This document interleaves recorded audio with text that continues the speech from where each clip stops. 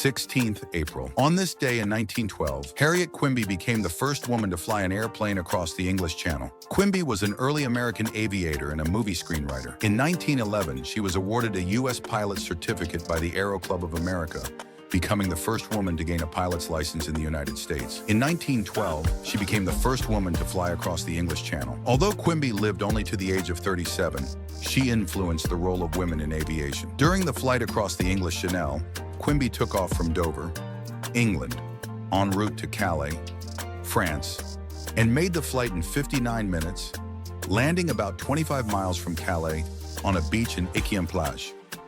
Her accomplishment received little media attention, as the sinking of the RMS Titanic the day before consumed the interest of the public and filled newspapers. 16th April. On this day in 2012, the Pulitzer Prize winners were announced, and for the first time since 1977, no book won the fiction prize. The 2012 Pulitzer Prizes were awarded on April 16th, 2012 by the Pulitzer Prize Board for work during the 2011 calendar year. The deadline for submitting entries was January 25th, 2012. For the first time, all entries for journalism were required to be submitted electronically. In addition, the criteria for the Pulitzer Prize for local reporting was revised to focus on real-time reporting of breaking news. For the 11th time in Pulitzer's history and the first since 1977, no book received the fiction prize.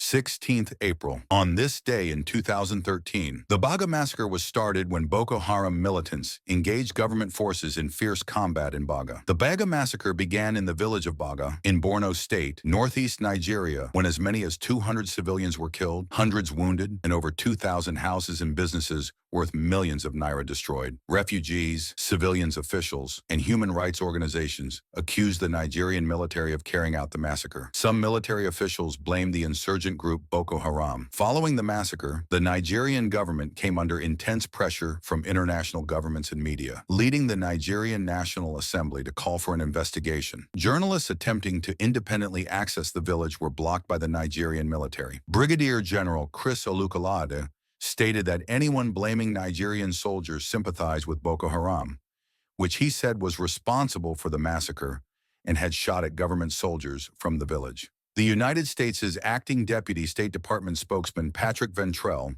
on 22 April 2013, condemned the clash between the Nigerian security forces and Boko Haram militants in Baga, urging authorities to respect human rights. Nigeria's President Goodluck Jonathan, through his special advisor on media and publicity, Reuben Abati, ordered a full-scale investigation into the civilian casualties in the war between Boko Haram and Nigeria's soldiers at the penultimate weekend.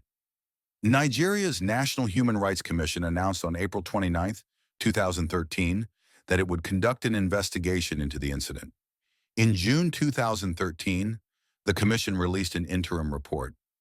The report noted that the commission had been unable to visit Baga because of the inability of the security forces to guarantee the safety of commission personnel. The report, however, cited a police incident report that found that soldiers in Baga started shooting indiscriminately at anybody in sight, and that 5 wards in Baga were completely razed down by the soldiers.